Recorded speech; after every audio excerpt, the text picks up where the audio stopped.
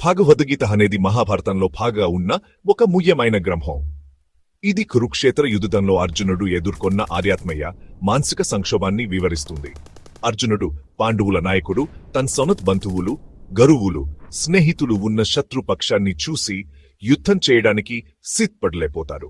ఈ సందర్భంలో గీతా ఉపదేశం ప్రారంభమవుతుంది. ఇది కేవలం యుద్ధానికి సంబంధించింది కాదు, జీవితానికి సంబంధించినది కూడా. భగవద్గీత ప్రారంభంలోనే అర్జునుడు తన కర్తవ్యం గురించి చాలా గందరగోళంలో పడతాడు. యుద్ధంలో తన బంధువులను, స్నేహితులను హతమార్చడం వల్ల కలిగే బాధను వహిస్తూ అతను యుద్ధం చేయాలా లేదా అనే దానిపై తీవ్ర అంతర్మోహనంలో ఉంటాడు. ఈ దశలో అర్జునుడు తన మనసులోని కలతను కృష్ణుడికి వ్యక్తపరుస్తాడు. అర్జునుడి ఈ భావోద్వేగం, కర్తవ్యాన్ని, వ్యక్తిగత భావాను సమన్వయం చేయడం ఎంత కష్టం అనే దానిపై ఒక స్పష్టమైన ఉదాహరణను అందిస్తుంది. ఈ శ్లోకంలో లోతుగా ప్రవేశించే ముందు మీరు మా భగవద్గీత పూర్వ వీడియోలు చూడకపోతే వాటిని తప్ప చూడాలని సిఫార్సు చేస్తున్నాను. ఆ వీడియోలలో నేను పూర్వ శ్లోకాలను వివరంగా వివరించాను. అర్జునుడి సందేహం మరియు కృష్ణుడి మార్గదర్శకతను అర్థం చేసుకోవడంలో మీకు సహాయపడతాను. అలాగే కురుక్షేత్ర యుద్ధంలో రోజు రోజుకి ఏమి జరిగిందో తెలుసుకోవాలంటే నేను దానిపై పూర్తి సిరీస్ సృష్టించాను. ఆ వీడియోలను కూడా తప్పక చూడండి, మహాయుద్ధానికి సమగ్ర దృశ్యం పొందడానికి. ఇప్పుడు భగవద్గీతలోని మొదటి అధ్యాయం 32 నుండి 35 వరకు ఉన్న శ్లోకాలను పరిశీలిద్దాం.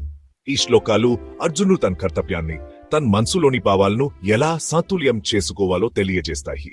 ప్రతి శ్లోకం అర్జునుడి బాధ, సంక్షోభాన్ని వివరిస్తుంది. ఈ శ్లోకాల ద్వారా మనం అర్జునుడి అంతర్మహనం, అతని ఆధ్యాత్మిక ప్రారంభం గురించి తెలుసుకుంటాము. భగవద్గీతలోని ఈ సంభాషణలు మన జీవితాల్లో కూడా స్కిత ప్రచిత్తను ఎలా సాధించాలో తెలియజేస్తాయి. అర్జునుడి మనకు కష్టకాలాల్లో మనం ఎలా రుచుకోవాలో, మన ఆధ్యాత్మికతను ఎలా పెంచుకోవాలో ఒక స్ఫూర్తిని అందిస్తుంది. శ్లోకం 32 అర్జునుడి ఆలోచనలను, యుద్ధం వల్ల కలిగే ఫలితాల గురించి అతని ఆందోళనను వివరిస్తుంది. కాంక్షే విజయం కృష్ణ రాజ్యం శుభానిచ అని అర్జునుడు చెబుతాడు. అంటే కృష్ణ నాకు విజయానికి, రాజ్యానికి, శుభాలకు ఆచలేదు. అర్జునుడు ఈ మాట ద్వారా తన అంతరంగాన్ని, యుద్ధం ద్వారా పొందే విజయాన్ని, రాజ్యాన్ని అసహజంగా భావిస్తున్నాడని తెలియజేస్తాడు. అర్జునుడు యుద్ధంలో పోరాడి రాజ్యం గెలుచుకున్నా దాని విలువ ఏమిటి అని ప్రశ్నిస్తాడు. అతని మనసు యుద్ధం వల్ల కలిగే నష్టాన్ని, హింసను దృష్టిలో ఉంచుకుంటూ ఈ విజయాన్ని అనవసరం అనుకుంటుంది. యుద్ధంలో గెలుపు సాధించిన తనకు ఆ శుభం అవసరం లేదని అర్జునుడు కృష్ణుడికి చెప్పే క్రమంలో అతని అంతరంగంలో ఉన్న క్షోభను చూపిస్తాడు. ఈ శ్లోకం మనకు జీవితంలో విజయాల పట్ల ఉన్న మన అభిప్రాయాలు పునఃపరిశీలించమని సూచిస్తుంది. ప్రతి విజయానికి ఒక దారి ఉంటుంది. అది మన సంబంధాలు, మన ఆత్మ సంతృప్తి అయినా కావచ్చు. అర్జునుడి ఈ ఆలోచన మనకు మన విజయాల వెనుక ఉన్న అసలైన విలువను తెలుసుకోవడానికి సహాయపడుతుంది. ఈ విధంగా అర్జునుడి కష్టాలు మరియు అతని ఆలోచనలు మనకు జీవితంలోని నిజమైన విలువను తెలుసుకోవడానికి ఒక మార్గదర్శకంగా ఉంటాయి.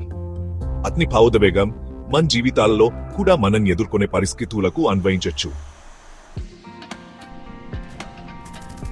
శ్లోకం 33లో అర్జునుడు యుద్ధం వల్ల కలిగే వాస్తవిక నష్టాన్ని గురించి ఆలోచిస్తాడు. యశామార్తే కాంక్షితన్నో రాజ్యం భోగా సుబానిచ్ అని అతను చెప్పాడు. అంటే ఈ రాజ్యం, ఈ భోగాలు, ఈ సుమాలలు కోసం త్యాగం చేసిన వారు ఎక్కడ? అర్జునుడు యుద్ధంలో పోరాడుతున్న తన బంధువులు, స్నేహితులను, గురువులను చూసి ఈ విజయం వారి లేనిదే కెమిటి అని ఆవేదన చెందుతాడు. అతని దృష్టిలో విజయము, రాజ్యము, సుఖాలు నిష్ప్రయోజకమని నిలుస్తాయి.